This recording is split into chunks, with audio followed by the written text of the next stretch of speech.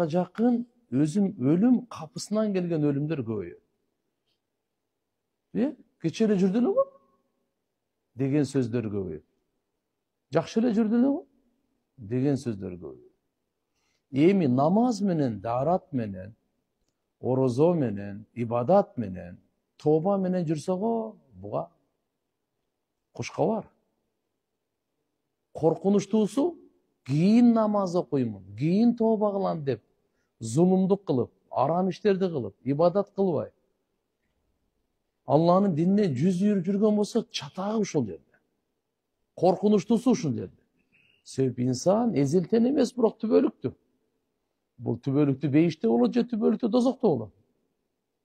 Кабырдагы жашоо тамаша эмес. Пайгамбар саллаллаху алейхи ва саллям айткан, кабырдан да коркунучтуу жай өзү көргөн жокмун мен дейт. Ахиреттеги жайлар аябай көп. Махшар майданында бир топтолуу бар. Пилсиротто бир топтолуу бар. Таразада топтолуу бар.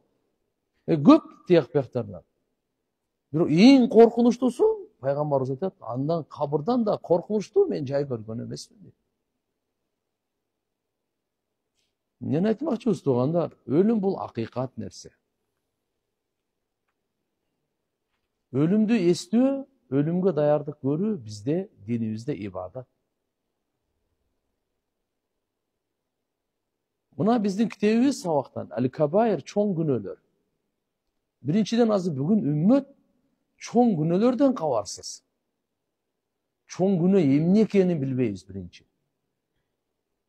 Кээ бирлери билсек, кээ бирлерибиз билсек, андан сактануудан, андан качуудан аракет жок. Өлүмдү эстөө чоң күнөөдөн токтото турганга bundan күчтүү себеп жок. Арам, чоң күнөөлөрдү Алла Таалам арам кылган. Пайгамбарыбыз саллаллаху алейхи ва саллям арам кылган. Чоң күнөөлөрдөн сактануугачы өлүмдү эстегенден күчтүү токтото турган нерсе жок. Өлүмдөн дагы таасирлүү насаат айтуучу жок.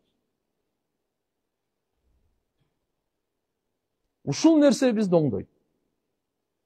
Эгерде биз, элибиз өлүмдү көп эстей бере жашай турган болсок, тез эле оңолобуз. Тез эле оңолобуз. Себеп дегенде, бүгүнкү күндөгү арам нерселердин болуп атканы адамдын шахават, нафсани хаяшат, мындайча айтканда, нафсинин каалоолорунун үстүнөн болуп атат. Нафсинин арам каалоолорун сындыра турган нерсе бул өлүмдү эстөө.